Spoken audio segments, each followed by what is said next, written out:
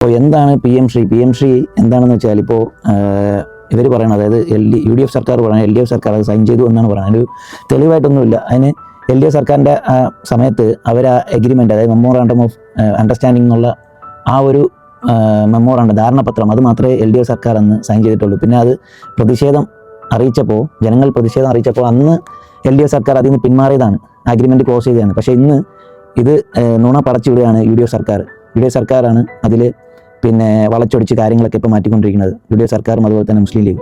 അപ്പോൾ ഇത് ജനങ്ങൾ മനസ്സിലാക്കുക. PM ശ്രീ വന്നു കഴിഞ്ഞാൽ കുട്ടികൾ ഇന്നത്തെ ഭാവിയിലെ കുട്ടികൾ പഠിക്കുന്ന ചിലപ്പം നമ്മൾ പഠിച്ചതൊന്നും ആയിരിക്കില്ല, പല കാര്യങ്ങളും അവർ മാറ്റി എഴുതും. അപ്പം ഭാവിയിലെ കുട്ടികൾ അത് വിശ്വസിച്ച് അവരുടെ തലമുറയാണ് നശിക്കാൻ പോകുന്നത്. അപ്പോൾ അത് മനസ്സിലാക്കുക. ഒക്കെ അറിഞ്ഞത് കൊണ്ട് മാത്രമാണ് PM ശ്രീ വന്നു കഴിഞ്ഞാൽ, KM ഷാജി അന്ന് പറഞ്ഞത്, അധികാരത്തിൽ വന്നു കഴിഞ്ഞാൽ PM ശ്രീ അറബിക്കടലിൽ വലിച്ചെറിയെന്ന് പറഞ്ഞത്. അതുപോലെ തന്നെ കുഞ്ഞാലിക്കുട്ടിയും LDF സർക്കാരിൻ്റെ ടൈമിൽ പറഞ്ഞത് UDF അധികാരത്തിൽ വന്നു കഴിഞ്ഞാൽ PM ശ്രീ നടപ്പിലാക്കാൻ സമ്മതിക്കില്ല എന്ന്. അപ്പോൾ ഒന്നടങ്കം UDF സർക്കാർ അന്ന് പിന്നെ പ്രതിഷേധിച്ചെങ്കിലും ഇന്ന് UDF സർക്കാർ എന്താണ് മൗനം പാലിക്കുന്നത്, അതിന് U-ടേൺ അടിച്ചിരിക്കുകയാണ്. അപ്പോൾ PM ശ്രീ വരണമെന്നാണ് അവർ ആഗ്രഹിക്കുന്നത്. അത് വന്നു കഴിഞ്ഞാൽ പിന്നെ ഫണ്ട് കിട്ടും എന്നൊക്കെയുള്ള രീതിയിലാണ് പറയുന്നത്. പക്ഷേ ഇന്ന് വരെ ഒരു സ്കൂൾ പോലും PM ശ്രീയുടെ പേരിൽ നിന്ന് രജിസ്റ്റർ ചെയ്തിട്ടില്ല കേരളത്തിൽ. അതുപോലെ തന്നെ പിന്നെ PM ശ്രീയുടെ പേരിൽ ഇന്ന് വരെ ഒരു ഫണ്ട് പോലും കേന്ദ്രത്തിൽ നിന്ന് ഒരു ഫണ്ട് പോലും വന്നിട്ടില്ല. അപ്പോൾ എന്തിനാണ് ഈ PM ശ്രീ സപ്പോർട്ട് ചെയ്യേണ്ടത് ആവശ്യം? അത് ക്ലോസ് ചെയ്യേണ്ട ഇതും ഇന്ന് ഗവൺമെൻറ്റിനുണ്ട്.